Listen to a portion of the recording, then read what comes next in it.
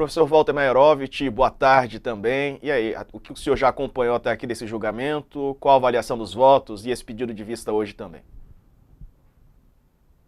Tarde, Diego, Sakamoto, Carolina, eu não vou usar fazer qualquer análise política, tá? Porque de política eu só aprendo aqui, então só escuto. Eu queria só fazer algumas colocações jurídicas que eu acho importantes. A primeira delas é que relator e revisor não discordaram, atenção, não discordaram com relação a duas imputações das representações. Então, eles não discordaram, não teve caixa 2. Foi a primeira colocação que foi aceita pelos dois. A segunda é que não ocorreu abuso com relação ao uso de meios de comunicação. Então, ficou o quê? Ficou para julgamento o abuso do poder econômico. E aí, Diego, nós tivemos a divergência.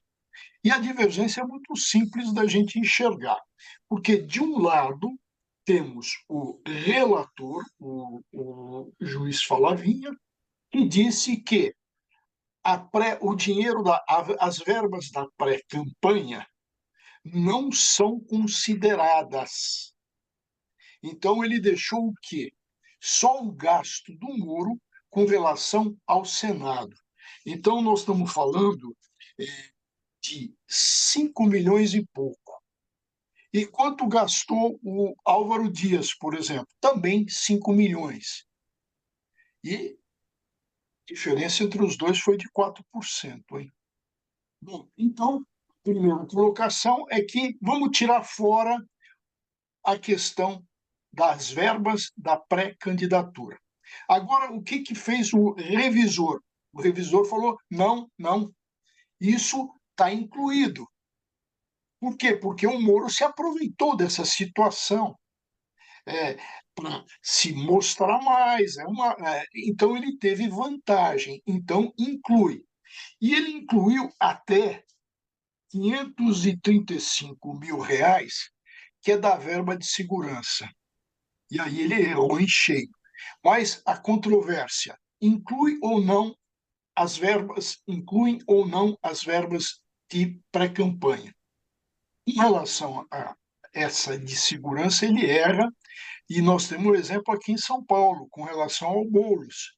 A segurança não pode entrar nisso aí, a segurança é uma necessidade. Então, é ameaçado, o Sérgio Moro é figura conhecida, Lava Jato, o Boulos figura conhecida, então não pode entrar isso. Mas o revisor fez entrar. Então, a divergência é essa. Entra ou não, ou entram ou não as verbas da pré-campanha. Então, eu gostaria de destacar isso. Mas, e também de destacar um outro ponto que me parece importante. Em tribunal eleitoral, eu falo isso porque já fui juiz eleitoral e do Tribunal Eleitoral Regional, com sede em São Paulo, é o seguinte: tem o relator e o revisor. Esses dois têm um processo em mãos. Eles examinam e preparam os seus votos. Os outros não. Eles não têm acesso aos autos, só se pedir, mas não têm acesso aos autos. Então, eles vão votar escutando o que diz o relator e escutando o que diz o revisor. E, nesse caso, veja, existe divergência, então se pediu vista. Por quê? Porque a desembargadora que votou, ela teve acesso aos autos, ela precisa de detalhes dos autos. O presidente disse o seguinte, e aí a gente não pode dar isso como certo. Ele disse: segunda-feira estará tudo resolvido, porque nós temos a divergência e vamos ter aí um outro voto.